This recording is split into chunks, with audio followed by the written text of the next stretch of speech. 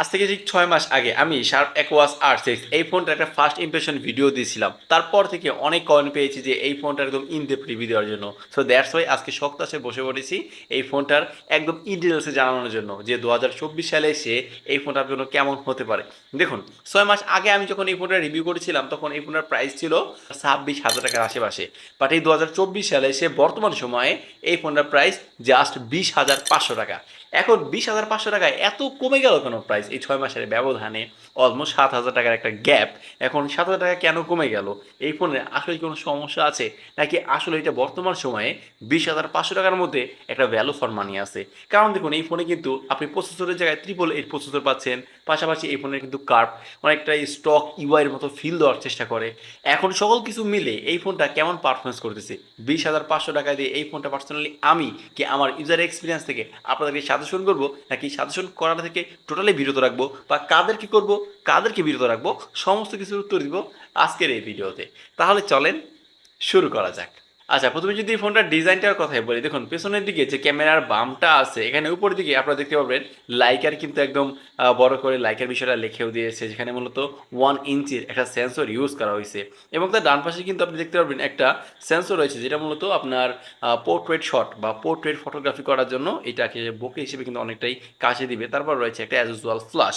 ফোনটার ডান দিকে রয়েছে বেশ কয়েকটা বাটন বা 3টা বাটন মূলত এখানে আছে। প্রথমত যেটা আছে এটা হচ্ছে আপনার ভলিউম বাটন। তবে ভলিউম বাটনটা না বেশ চিকন, তো একটু হাতে বাঁধে, মোটামুটি হাতে বাঁধে, অতটা কিন্তু আবার না। তারপর ডেডিকেটেডভাবে একটা গুগল অ্যাসিস্ট্যান্ট বাটন, তারপর হচ্ছে পাওয়ার বাটন। বাঁদিকে কিছুই নাই, একদম ক্লিন অ্যান্ড ফ্রেশ দেখতে পাচ্ছি। আর উপর অংশে রয়েছে হচ্ছে আপনার নয়েজ ক্যান্সেলেশন মাইক, পাশাপাশি সিম কার্ড স্লট, যেখানে আপনি ফিজিক্যালি একটা সিম কার্ড পাশাপাশি একটা এইচডি কার্ডও কিন্তু ব্যবহার করতে পারছেন। তবে একটা ব্যাপার কি দেখুন, উপরের দিকে যে আপনার এখানে বডি ফ্রেমটা আছে না, বডি ফ্রেমে দেখবেন আপনি অন্য অন্য ফোনে যেখানে আপনার বেসিক্যালি একদম সমান থাকে বা একটু হালকা পাতলা কার্ভ থাকে, বাট ওই জায়গায় না এটা একটু ভেতরের দিকে ঢেউয়ের মতো বা একটু ঢালা আছে। এই হচ্ছে ব্যাপার স্যাপার। আর নিচের দিকে রয়েছে primary mic, type C port charging system, primary speaker, আর রয়েছে 3.5 মিলিমিটার হেডফোন জ্যাক, যেটা যারা গেমিং টেমিং করবে তাদের ক্ষেত্রে হেডফোন লাগিয়ে গেম করার ক্ষেত্রে অনেকটা কিন্তু প্রাধান্যতা পায়। ফোনটার সামনের পেছনে আমরা দেখলাম কর্নিং গোরিলা গ্লাসের 6-এর নাকি প্রোটেকশন আছে, বাট এই বিষয়ে আমি অতটাও ক্লিয়ার না। তবে ফ্রেমটা কিন্তু অ্যালুমিনিয়ামের। তো এই হচ্ছে এই ফোনটার মূলত ডিজাইনটা। এখন ডিজাইনটা আমি বলবো আমার কাছে এই ফোনটার ডিজাইনটা মোটামুটি ভালো লাগছে। আহামরি ভালো বলবো না, একবার ফেলে দেওয়ার মতো আমার কাছে না। তো ডিজাইনের জায়গায় যদি এই ফোনটাকে পার্সোনালি আমি মার্ক দিই, তাহলে এটাকে আমি দিব হচ্ছে 10-এর মধ্যে 6.5। আমার কাছে এমনটাই মনে হয়েছে। আপনি শার্প অ্যাকোয়াস R6 এই ফোনের ডিজাইনকে 10-এর জায়গায় কত দিবেন সেটা অবশ্যই চাইলে আমাদের কমেন্ট সেকশনে জানাতে পারেন। তবে আমি এটা ক্লিয়ারলি বলবো ভাই, এই ফোনের ডিসপ্লেটা না পার্সোনালি আপনার কাছে পছন্দ লাগতে বাধ্য। কারণ 6.67 ইঞ্চির একটা আইজি জ্যাডো ওলেড প্যানেল ব্যবহার করা হয়েছে এই শার্প অ্যাকোয়াস R6। আচ্ছা, আইজি জ্যাডো ওলেড প্যানেল এটা কিন্তু শার্প কোম্পানির নিজস্ব প্যানেল বা নিজস্ব ডিসপ্লে, তারা নিজেরাই কিন্তু ডিসপ্লে বানিয়ে থাকে, তো তাদের নিজস্ব ডিসপ্লেটাই এখানে কিন্তু দিয়ে দিয়েছে। দেখুন, এই ফোনটার পিপিআই ডেন্সিটি হচ্ছে 456, আর ম্যাক্স পিক ব্রাইটনেস আমি কিছু জায়গা থেকে দেখলাম সেটা 2000 নিটস পর্যন্ত। তবে আমার কাছে এটা মনে হয় নাই যে প্রপার একদম 2000 নিটস পর্যন্ত ম্যাক্স পিক ব্রাইটনেস এটা আসলে পুশ করতে পারতেছে। যখন আমরা আউটডোরে ব্যবহার করলাম দেখলাম ডিসপ্লে ভিজিবিলিটি আমার কাছে একটু ঘাটতি মনে হয়েছে, বা 2000 নিটস ওইরকম ফিল কিন্তু মনে হয় নাই। তবে এই ফোনটা দেখলাম কি বেশিরভাগ তারা হাইলাইট ক্রিয়েট করছে হচ্ছে এইটা নাকি আপনার 220 হার্টজের একটা রিফ্রেশ রেটের ডিসপ্লে। এখন আমি এটা আসলে 220 হার্টজ পর্যন্ত কোন অ্যাপস দিয়ে এটা যে আসলে মানে সাপোর্ট করে, বা কোন অ্যাপস এটা প্রপার ওয়েতে যে 220 হার্টজটাই আসতেছে এটা আমি পাই নাই। আমরা এই ফোনটা ইউএফএ টেস্ট করে দেখলাম সর্বোচ্চ আপনার 120 পর্যন্তই পুশ করতে পারতেছিল। তবে হ্যাঁ, কিছু অ্যাপস আছে যেগুলোতে এবার আপনার প্রপার 120 হার্টজ পর্যন্ত সাপোর্টেবল যে গেমগুলো আছে বা যে অ্যাপসগুলো আছে, ওইখানে হয়তো এই ফোনটা থেকে আপনি 120 হার্টজের রিফ্রেশ রেটটা পাবেন। তবে এই ফোনের টাচ রেসপন্স কিন্তু যথেষ্টই ভালোই পেয়েছি আমরা দেখলাম, বেশ স্মুথ ফিল করা যায়, যেহেতু 120 হার্টজ তো এখানে, তো 120 হার্টজের প্রপার ফিলটা না এখানে পাওয়া যায়। যখন স্ক্রলিং করতেছিলাম বা অ্যাপসগুলো ওপেন করতেছিলাম, প্রপার ওয়েতে এগুলো আসলে ফিল করার মতো একটা ব্যাপার স্যাপার ছিল। এখন যেহেতু এই ফোনের ডিসপ্লেটা কার্ভ হওয়ার দরুন কন্টেন্ট ওয়াচিং এক্সপিরিয়েন্সটা কিন্তু ভালোই পাওয়া যায়। তবে এর মধ্যে কার্ভ হওয়ার দরুন কিন্তু একটা মাইনাস পয়েন্ট আছে, সেটা হচ্ছে দেখলাম কি এই ফোনটা দিয়ে যখন আমরা কোনো স্ক্রলিং করতেছিলাম বা একটু টাচ করতেছিলাম এখানে ওখানে, কিছুটা সময় মিসমাস টাচ হচ্ছিল বা মিস টাচ হচ্ছিল, একটু মানে সাইডে কার্ভ হওয়ার দরুন আসলে যে সমস্যাটা ফিজিক্যালি ফোনে হয়ে থাকে। তো এই সময় আমার কাছে একটু বিরক্ত লাগছে বেসিক্যালি। বাট আহামরি ওইরকম প্রবলেম এটাকে আমি বলবো না, তবে কিছু কিছু সময় আসলে এইটা আমাকে একটু ভুগিয়েছে। তবে এই ফোনটার উপরে টপ সেন্টারে কিন্তু পাঁচল কাট আউটটা আছে, এটা মোটামুটি ছোটোখাটো বলা চলে। আর এই ফোনটা কিন্তু সিকিউরিটি আনলকের জায়গায় ডিসপ্লেতে আপনি পাচ্ছেন হচ্ছে ডিসপ্লের তলায় মূলত ইন ডিসপ্লে ফিঙ্গারপ্রিন্ট। এইটা ভাই সুপার ফাস্ট অ্যান্ড অ্যাকুরেট কাজ করছে। এইটা আমার কাছে ভাই যথেষ্টই ভালো লাগছে। মানে টাচ করার সাথে সাথেই জাস্ট আনলক হয়ে যাচ্ছিল। এই বিষয়টা আসলে অ্যাপ্রিসিয়েট করার মতো ছিল। এখন এক কথায় বলবো, এই ফোনটা থেকে কন্টেন্ট ওয়াচিং এক্সপিরিয়েন্সটা কিন্তু বেশ ভালোই পাওয়া যায়, বা আমরাও কিন্তু কন্টেন্ট ওয়াচিং এক্সপিরিয়েন্সটা বেশ ভালোই পেয়েছি। বাট বস, এই ফোনের সাউন্ড কোয়ালিটি নিয়ে আমার কাছে একটা প্রশ্ন চলে আসছে যে এই ফোনের সাউন্ড কোয়ালিটি এতটা বাজে কিভাবে হয়। আমি দেখতেছিলাম যে এই ফোনের সাউন্ড কোয়ালিটিটা একটু নষ্ট। দেন আমি আসলে আমার ফোনে কি সাউন্ড কোয়ালিটি নিয়ে কোনো সমস্যা আছে কিনা, বা এই ফোনের ডিসপ্লেতে কোনো সমস্যা আছে কিনা, এই নিয়ে তখন ঘাটাঘাটি করলাম, বা আরেকটা দুই একটা রিভিউ টিভিউ দেখলাম অন্য অন্য ফোনে, তারাও কিন্তু ঠিক একই কমপ্লেনটা করলো বা একই ক্লেমটা দিল যে তাদের ফোনেও স্পিকারে সমস্যা আছে, সাউন্ডটা প্রপার হতে শোনা যায় না, এবং কিছুটা একটু চিকন চিকন সাউন্ড দেওয়ার প্রবণতা লক্ষ্য করছি শার্প অ্যাকোয়াস R6 থেকে। মানে সাউন্ড কোয়ালিটি নিয়ে আমি এই ফোনে বেশ হতাশই হয়েছি। তবে এই ফোনটার ডিসপ্লের জায়গায় কালার রিপ্রোডাকশন এবং কালার অ্যাকিউরেসি, কালার কন্ট্রাস্ট এগুলো কিন্তু বেশ ভালো লাগার কাতারেই ছিল। তো এই হচ্ছে এই ফোনের ডিসপ্লে ব্যাপার স্যাপার। তবে ভাই, এই ফোনের ডিসপ্লে নিয়ে না আমি কিছু কন্ট্রোভার্সি শুনেছি বা কিছু কথা শুনেছি যে বর্তমান সময়ে এই ফোনগুলো মার্কেট যেগুলো সেল হচ্ছে তার ম্যাক্সিমাম ফোনেই নাকি ডিসপ্লেগুলো চেঞ্জ করে দেওয়া হচ্ছে, বা ডুপ্লিকেট ডিসপ্লে লাগিয়ে দিয়ে তারপর সেলাররা ফোনগুলো সেল করতেছে।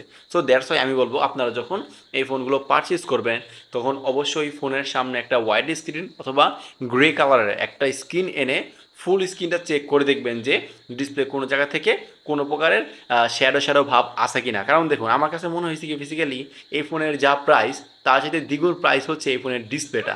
তো সেই জায়গাতে যদি ডিসপ্লেতে কোনোভাবে ধরা খেয়ে যান তাহলে কিন্তু পুরাই বাস পড়ে যাবে। আমি অবশ্যই বলবো ডিসপ্লে ব্যাপারে একদম 100% ক্লিয়ার সতর্কতা অবলম্বন করে তারপর ফোনগুলো পারচেস করবেন। আচ্ছা, এবার যদি এই ফোনের পারফরমেন্সের কথা বলি, এই ফোনের পারফরমেন্সটা না ভাই আমার কাছে বেশি অনেক বেটারই লাগছে বা অনেক ভালোই লাগছে। কেন? এই ফোনের ইউআইটা আমার কাছে বেশ ভালোই লাগলো। অনেকটাই কিন্তু স্টক অ্যান্ড্রয়েডের মতো ফিল দেওয়ার চেষ্টা করে। না, না, স্টক অ্যান্ড্রয়েড তো অবশ্যই না, কিন্তু ক্লোজ টু স্টক অ্যান্ড্রয়েড বলা যায় অনেক ক্ষেত্রে। কারণ আমরা দেখছি এই ফোনে হালকা পাতলা কিছু ব্লুটওয়্যার আছে বা কিছু অ্যাপস আছে, বাড়তি অ্যাপস, চাইনিজ ফোন যেহেতু বা চাইনিজ ভেরিয়েন্টের ফোন, এই ক্ষেত্রে কিছু বাড়তি অ্যাপস আছে, এগুলো নিঃসন্দেহে এটা কিন্তু আনইনস্টল করা যাচ্ছিল। এটা একটা প্লাস পয়েন্ট। বাট এই ফোনটার যে ইন্টারফেসটা বা ইউআই ইন্টারফেসটা আমি নিঃসন্দেহে অনেকটা কিন্তু স্টক অ্যান্ড্রয়েডের মতোই ফিল পেয়েছি। ফোনটার র্যাম হচ্ছে 12 জিবি আর স্টোরেজ হচ্ছে 128 জিবি। র্যাম টাইপ হচ্ছে LPDDR5 আর স্টোরেজ টাইপ হচ্ছে UFS 3.1। তো র্যাম ম্যানেজমেন্টের জায়গায় আমি বলবো নিঃসন্দেহে এইটা বেশ ফাস্ট অ্যান্ড অ্যাকুরেট কাজ করতেছিল। App open time and close টাইমের ক্ষেত্রে আমি কোনো প্রকারে কোনো ল্যাগ অ্যান্ড ইস্যু এবং ডিলে আমি এই ফোনটা থেকে পাইনি। যথেষ্ট ফাস্ট অ্যান্ড অ্যাকুরেট কাজ করতেছিল। মানে টাচ করার সাথে সাথে খুব বেটার ওয়েতে কিন্তু অ্যাপসগুলো আপনার ওপেন হচ্ছিল। পাশাপাশি আমরা ব্যাকগ্রাউন্ডে অলমোস্ট 15টার মতো অ্যাপস রেখে দেখলাম। মাল্টিটাস্কিংয়ের জায়গায় খুব দ্রুতই কিন্তু অ্যাপ থেকে অন্য অ্যাপসে শিফট হতে পারছিল। পাশাপাশি এই ফোনের চিপসেটের জায়গায় ব্যবহার করা হয়েছে কোয়ালকম স্ন্যাপড্রাগনের 888 বা 888, যেটা 5G প্রসেসর, 5 ন্যানোমিটার আর্কিটেক্টের বিল্ড আপ করা প্রসেসর। তো এই ফোনের প্রসেসর নিয়ে কিন্তু আমরা অনেক কন্ট্রোভার্সি আছে বা অনেক ফোন দেখেছি বা এই পর্যন্ত অনেক ফোনের রিভিউও করেছি। তো সেই জায়গা থেকে এই ফোনের চিপসেটের পারফরমেন্সটা তো কেমন পেয়েছি ভাই, এই ফোনের চিপসেটের পারফরমেন্সটা আমার কাছে মোটামুটি ভালো লাগছে যদি আমরা অন্য অন্য ফোনের সাথে একটু কম্পেয়ার করি। তো 888 চিপসেট, যেহেতু আমরা এই ফোনের চিপসেট নিয়ে অনেক রিভিউ করেছি, ঘটা করে তেমন কিছু বলার নাই। আমরা জানি যে এই ফোনের চিপসেটটা প্রচুর পরিমাণে হিট জেনারেট করে। তো একইভাবে ঠিক একই বিষয়বস্তু লক্ষ্য করছি আমরা শার্প অ্যাকোয়াস R6 থেকে। ফোনটা দেখুন ডে টু ডে লাইফে আমরা নর্মালি ইউজ করতেছিলাম বা ডাটা কানেকশন করে ইউজ করতেছিলাম, তখনই কিন্তু আমরা হিটিং ইস্যু লক্ষ্য করছি এই ফোনটা থেকে। ফোনটা চার্জ দিলে প্রচুর হিট জেনারেট করে। এই ফোনের ক্যামেরাটা ইউজ করলে এইখানে একটু গরম হয়ে যায় বা অনেকটা কিন্তু গরম হয়ে যায়। পাশাপাশি ফোনটা দিয়ে গেমিং করলেও কিন্তু প্রচুর পরিমাণে হিট জেনারেট করতে দেখা যায়। এই ফোনটা দিয়ে যখন আমরা পাবজি খেলতেছিলাম, পাবজিটা স্মুথ এক্সট্রিম সর্বোচ্চ HDR এক্সট্রিম, অর্থাৎ HDR 60 FPS পর্যন্ত এই ফোনটা সাপোর্ট দিচ্ছিল। যখন HDR এক্সট্রিম দিয়ে এই ফোনটাতে গেমিং করতেছিলাম ভাই, প্রচুর পরিমাণে হিটিং ইস্যু লক্ষ্য করছি আমরা এই ফোনটা থেকে। এখন দেখুন এই ফোনটা বেসিক্যালি মানে কারা পারচেস করতে যাবে বা কেন কেন পারচেস করবে, তাদের ম্যাক্সিমাম মানুষের ডিমান্ড থাকবে যে এই ফোনটাতে আমরা গেমিং পারপাস কেমন পাই বা গেমিংয়ের জন্য আদৌ কি এই ফোনটা কেনা যেতে পারে কিনা, যেহেতু এই প্রাইস পয়েন্টে 888 চিপসেট পাচ্ছি। এখন দেখুন এই ফোনটা দিয়ে সেই জন্য আমরা একটু লং টাইম গেমিং করে দেখছি পাবজিটা, দেখলাম পাবজিটা এমনিই বেশ ভালো একটা পারফরমেন্স পাওয়া যায় বা ঠান্ডা হওয়ার আগ পর্যন্ত কিন্তু বেশ ভালো একটা পারফরমেন্স পাওয়া যায়। বাট বস, গরম হওয়ার সাথে সাথে কিন্তু এই ফোনটা থেকে আমরা প্রচুর পরিমাণে হিটিং ইস্যু লক্ষ্য করছি। পাশাপাশি আমরা অ্যাসফাল্ট 9 খেলছি, কল অফ ডিউটি খেলছি। অ্যাসফাল্ট 9 ক্ষেত্রে দেখলাম প্রাথমিক অবস্থায় ক্র্যাশ মোমেন্টে টুকিটাকি ফ্রেম রেপে থেকে লক্ষ্য করছি যখন নাকি শুধুমাত্র এই ফোনটা গরম হচ্ছিল। বাট তাছাড়া কিন্তু ওইরকম আহামরি কমপ্লেন করবো না, কারণ আমরা জানি যে 888 প্রসেসরটা টুকিটাকি হিট জেনারেট করে। তো সেই জায়গা থেকে এই ফোনটা কিন্তু হিট জেনারেট করতেছিল, আর এটা করবে, এটাও স্বাভাবিক। তবে গেমিং পারফরমেন্সটা কিন্তু কোনোভাবেই ফেলে দেওয়ার মতো নয়। একমাত্র হিটিং যখন হয় তখনই একটু পারফরমেন্সটা ড্রপ করে। তাছাড়া এই ফোনের পারফরমেন্সটা আমার কাছে অ্যাজ ইউজুয়াল ঠিকঠাকই লেগেছে। আর ক্যামেরা প্রসঙ্গের কথা বললে এই ফোনটা রেয়ারে যেহেতু একটা সেন্সর ইউজ করা হয়েছে, এখানে আপনার 1 ইঞ্চি সেন্সর ইউজ করা হয়েছে লাইকার, যেটা আপনার লাইকার বিষয়টা তারা আবার ভালো মতো কিন্তু হাইলাইট করছে।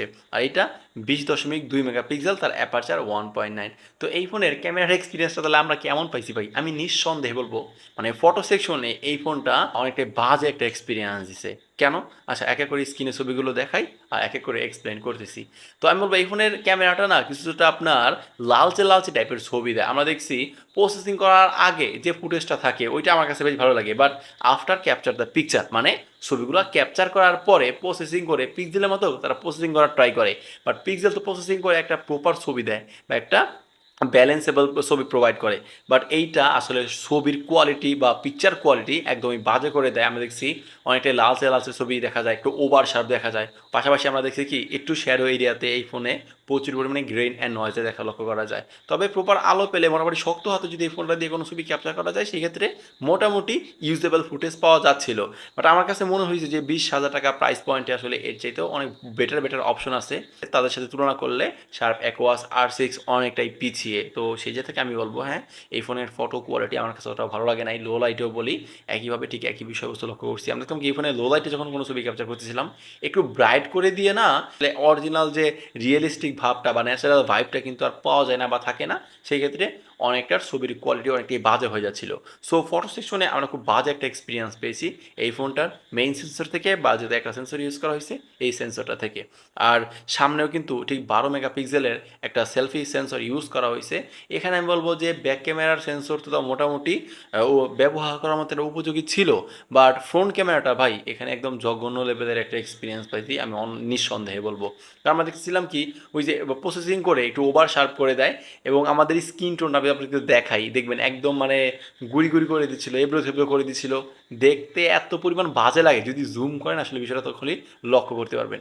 তো ফোন ক্যামেরার ফটোটা আমার কাছে অনেকটাই খারাপ লাগছে। আসলে এই ক্ষেত্রে অনেক ইমপ্রুভমেন্টের জায়গা আছে। এখন 20,000 টাকা বাজেটে আমরা যদি এই ফোনে পিক্সেলের সাথে কম্পেয়ার করি আসলে এগুলো এটার ধারে কাছেও নাই। আমি যদি বর্তমান সময় নিউ বাজারে যে ফোনগুলো পাওয়া যায় ওগুলোর সাথে কম্পেয়ার করলে আমি বলবো কি এইটা আসলে অনেকটাই পিছিয়ে আছে, বা ক্যামেরার জায়গায় অনেক ঘাটতি আছে এই শার্প অ্যাকোয়াস R6-এর।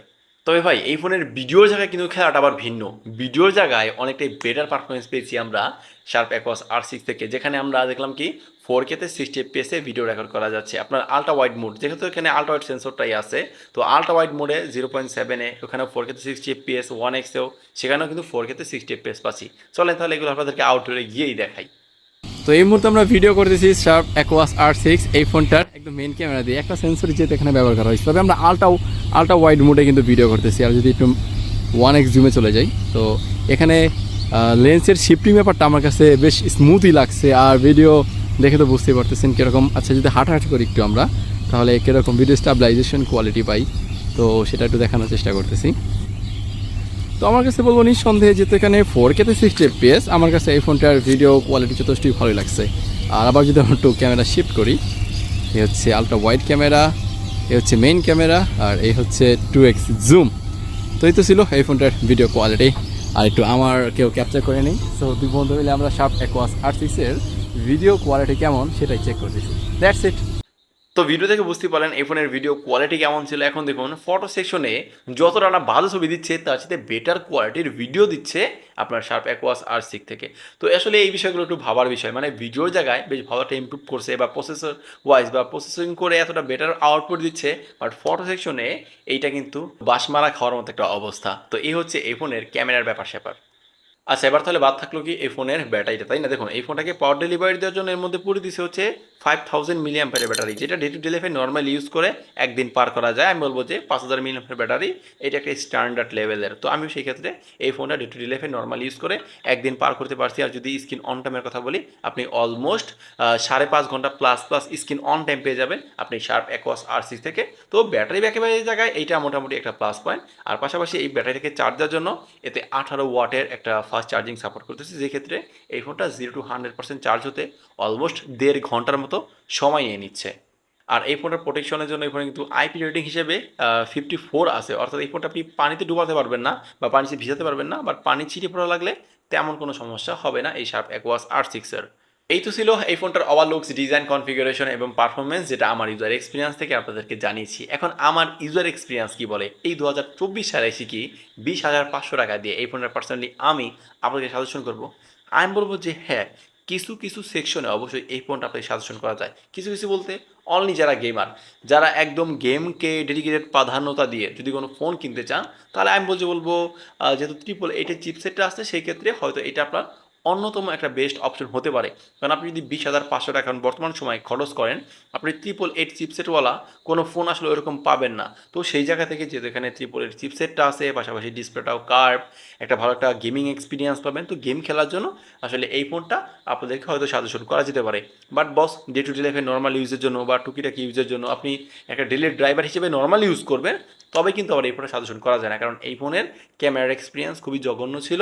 পাশাপাশি এই ফোনে কিন্তু ডিসপ্লের জায়গায় কিছুটা কমপ্লেন বা কিছুটা ভয় থেকে যায়, যেহেতু আপনার এই বর্তমান সময় আমি বললাম যে ম্যাক্সিমাম সেলার যারা ফোন বিক্রি করতেছে, তারা কিন্তু আপনার ডিসপ্লে চেঞ্জ বলা ফোন সেল করছে। সেই ক্ষেত্রে একটু বিবেচনা রাখবেন। এখন যদি আপনারা অবশ্যই ফোনটা কেনার সময় ডিসপ্লের জায়গায় একটু বেশি গুরুত্ব দিয়ে তারপর ফোনটা পারচেজ করবেন, যদি কিনেও থাকেন। কারণ ভাই বললাম, এই ফোনের যা দাম তার সাথে ডাবল দাম হচ্ছে এই ফোনের ডিসপ্লেটা, কারণ একটা লাখ টাকার ফোনের ডিসপ্লের এক্সপিরিয়েন্স দেয় এই শার্প অ্যাকুয়াস R6। আচ্ছা, যদি আপনারা শার্প অ্যাকুয়াস R6 এই ফোনটা পারচেস করতে যান, তাহলে কোথা থেকে কিনবেন?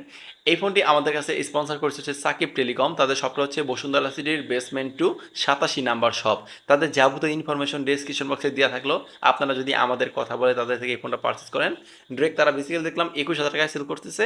আমাদের কথা বললে আপনারা 20,500 টাকায় তাদের থেকে এই ফোনটা পারচেস করতে পারবেন। এখন পারচেস করবেন কি না করবেন এটা একান্ত আপনার ব্যক্তিগত ব্যাপার। তবে আমার কথা হচ্ছে, যদি গেম খেলতে চান, গেমিংয়ের জন্য শুধুমাত্র ডেডিকেটেডভাবে প্রাধান্যতা থাকে, তাহলে এই ডিভাইসটা দেখতে পারেন।